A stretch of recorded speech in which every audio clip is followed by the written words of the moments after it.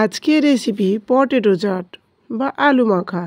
এই শীতের বিকালে টকটক ঝালঝাল কিছু খেতে চাইলে বাড়িতে থাকা উপকরণ দিয়ে এইভাবে বানিয়ে নিতে পারেন। এর জন্য আগে থেকে সিদ্ধ করে রেখেছিলাম আলুর খোসা ছাড়িয়ে আলুগুলো চাকা চাকা করে কেটে নিলাম। এবার কেটে নেব ধনেপাতা কুচি, লঙ্কা কুচি, শসা কুচি, টমেটো কুচি, পেঁয়াজ কুচি। সব উপকরণগুলো কাটা হয়ে গেলে আলুর উপর ছড়িয়ে দেব। তারপরে দিয়ে দেব স্বাদ মতো লবণ, চাট মশলা ও লঙ্কার গুঁড়ো। সব উপকরণগুলো দিয়ে ভালো করে মাখিয়ে নেব। আর সব শেষে দেব লেবুর রস দিয়ে আবারও ভালো করে মাখিয়ে নেব। এই শীতের বিকালে টকটক ঝালঝাল কিছু খেতে চাইলে বাড়িতে থাকা উপকরণ দিয়ে এইভাবে বানিয়ে নিতে পারেন।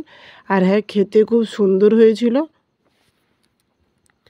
তো বন্ধুরা, দেখা হচ্ছে পরের ভিডিওতে। ততক্ষণ সবাই ভালো থাকবেন, সুস্থ থাকবেন। আর হ্যাঁ, সাবস্ক্রাইব করতে ভুলবেন না।